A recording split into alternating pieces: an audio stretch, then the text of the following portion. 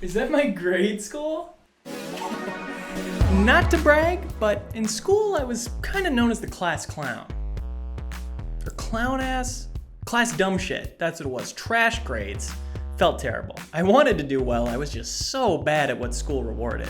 Memorizing, organizing, focusing. I don't know if the idea of ADD ever really came up as an explanation those first few years, but if it did, I'm sure it was quickly laughed off. ADD is a joke. It's overdiagnosed. Lots of kids are just hyperactive. And even if we can blame it on the vague diagnosis of ADD or ADHD, what are my parents gonna do? Give their kid Adderall or some other brain-altering drug? No.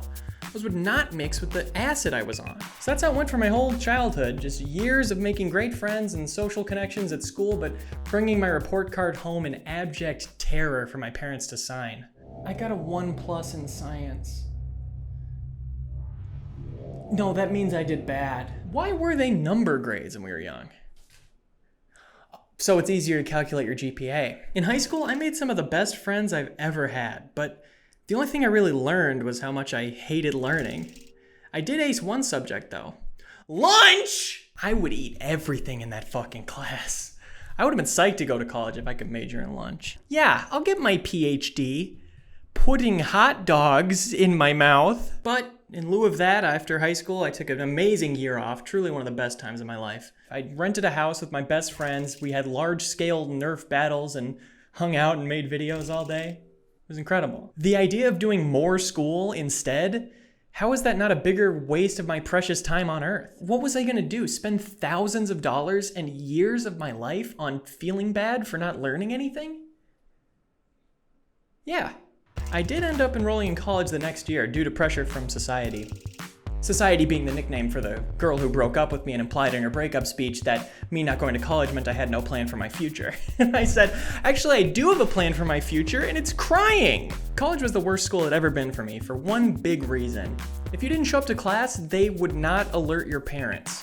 It was all on me, so why would I force myself to spend my precious youth going to a class where I couldn't even focus on what's being taught?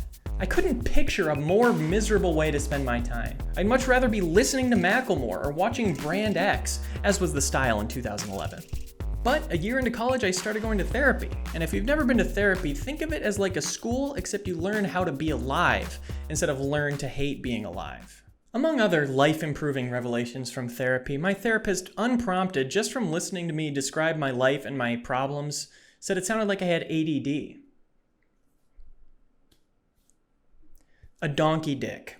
I mentioned the attention deficit disorder diagnosis to my parents, who could blame them, saw it as an easy excuse. I remember them sending me links about the overprescription of ADD drugs, which really made me stop and say, oh, at least getting drugs for this will be super easy. But it oddly wasn't. I asked my doctor about it and she prescribed me Zoloft for my anxiety instead. My guess for why she pushed for that is because Adderall and stuff like that gets sold so much by college kids like me. Especially because Zoloft isn't even a cool drug. It's one of the lame antidepressants that nobody bothers to rap about.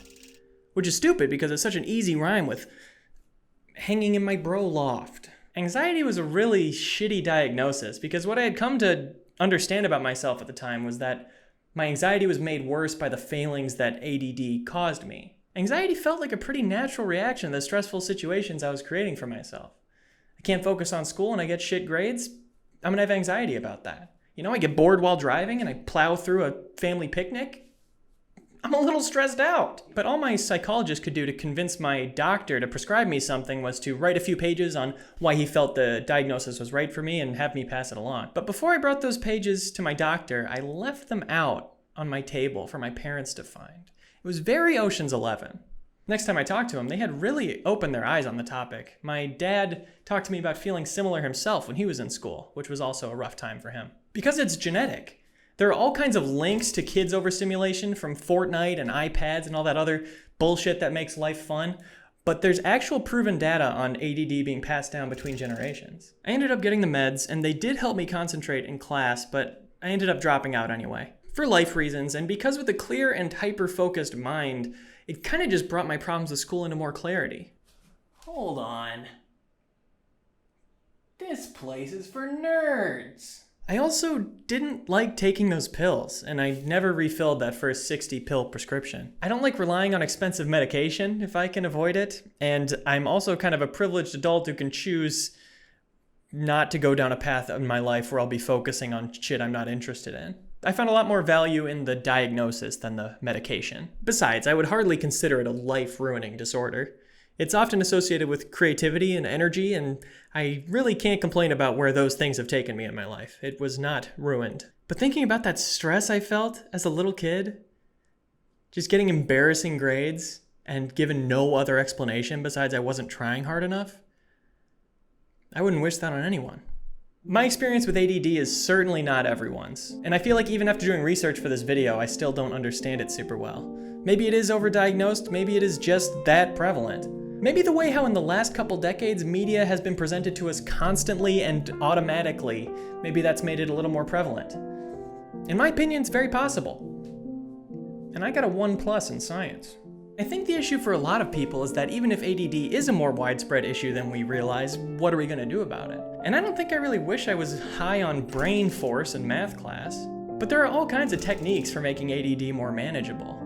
Setting a routine, getting exercise, making lists and sub-lists for those lists. Solutions that can only come from understanding the issue and tackling it. It's just that from my perspective, I think if I knew as a kid more about what was going on, that I had this disorder and that other kids had it too, and that it was affecting me in these specific ways that I was struggling, those problems wouldn't have bothered me so much. I would have felt better about myself. As my therapist once told me, it's not an excuse, it's an explanation.